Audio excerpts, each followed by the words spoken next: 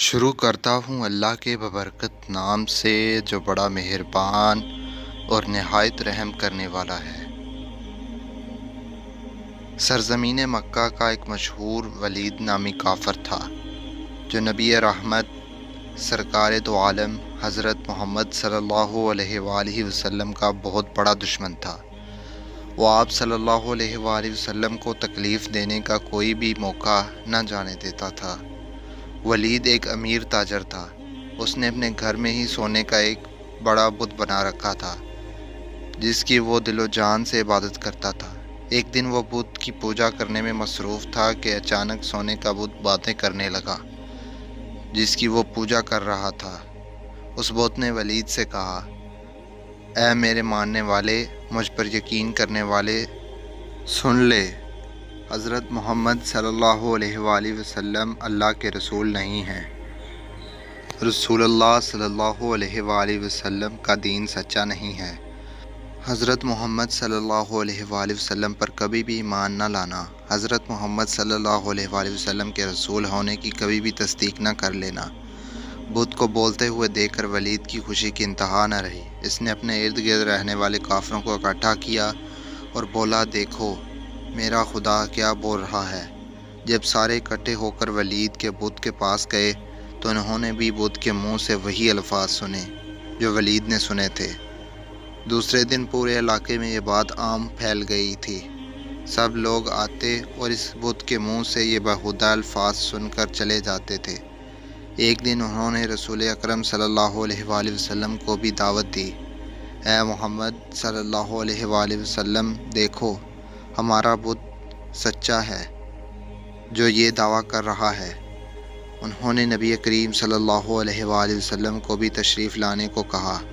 نبی اکرم صلی اللہ علیہ وآلہ وسلم اس بت کے پاس تشریف لائے۔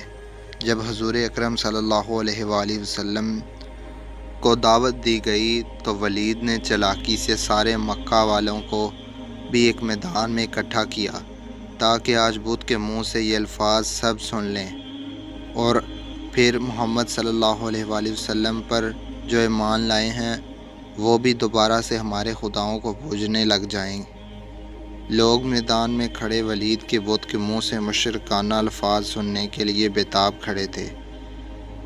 جب بت نے رسول اکرم صلی اللہ علیہ وآلہ وسلم کو دیکھا تو اس نے نبی اکرم صلی اللہ علیہ وآلہ وسلم کی طرف اشارہ کرتے ہوئے کہا، اے لوگو، یہ حضرت محمد صلی اللہ علیہ وآلہ وسلم ہیں۔ یہ اللہ تعالیٰ کے آخری نبی صلی اللہ علیہ وآلہ وسلم ہیں۔ ان کا دین سچا ہے۔ قرآن پاک اللہ تعالیٰ کی آخری کتاب ہے۔ میری ان باتوں سے کبھی بھی انکاری مت ہونا۔ اگر تم ان باتوں سے انکاری ہو گئے تو تمہارے لیے اللہ تعالیٰ نے جہنم میں سخت عذاب تیار کر رکھا ہے۔ اگر تم دنیا اور آخرت میں کامیاب ہونا چاہتے ہو تو نبی اکرم صلی اللہ علیہ وآلہ وسلم کے دین پر ایمان لے آؤ۔ خدا اور اس کے نبی صلی اللہ علیہ وآلہ وسلم کو راضی کر لو گے تو تم دنیا و آخرت میں کامیاب ٹھہراؤ گے۔ اے کافرو، بتوں پر یقین کرنے والو، تمہارے سارے بت تم کو گمراہ کر رہے ہیں۔ اگر تم نے انہی بتوں کی پوجا کی تو تم سارے کافر مزید گمراہ ہوتے جاؤ گے اور مرنے کے بعد تمہارا ٹھکانہ جہنم کی سخت آگ ہوگی۔ جب ولید نے اپنے بت کے منہ سے یہ الفاظ سنے تو اس کے شرم کے مارے سر جھکا لیا۔ ولید کو اپنے بت پر اتنا غصہ آیا کہ اس نے غصے میں آ کر بت کے ٹکڑے ٹکڑے کر دیے۔ حضور اکرم صلی اللہ علیہ وآلہ وسلم یہاں سے واپس جا رہے تھے کہ نبی اکرم صلی اللہ علیہ وآلہ وسلم کی نظر ایک گھڑ سوار پر پڑی جو بڑی تیزی کے ساتھ ہاتھ میں خون سے تر تلوار لیے نبی اکرم صلی اللہ علیہ وآلہ وسلم کی طرف آ رہا تھا۔ جب وہ نبی اکرم صلی اللہ علیہ وآلہ وسلم کے پاس آیا تو اس نے آپ صلی اللہ علیہ وآلہ وسلم کو سلام کیا۔ نبی اکرم صلی اللہ علیہ وآلہ وسلم نے سلام کو جواب دیا اور دریافت کیا کہ تم کون ہو؟ اس شخص نے جواب دیا، اے محمد صلی اللہ علیہ وآلہ وسلم، میں مسلمان جن ہوں۔ میں آپ صلی اللہ علیہ وآلہ وسلم پر یقین رکھتا ہوں۔ مجھے محین بن العبر کے نام سے پکارا جاتا ہے۔ میں جبل طور میں رہائش پذیر ہوں۔ میں کسی کام کے لیے دوسرے علاقے میں گیا ہوا تھا۔ میں آج کافی دنوں کے بعد گھر واپس آیا ہوں تو میں نے دیکھا کہ میرے گھر والے کافی اداس بیٹھے رو رہے تھے۔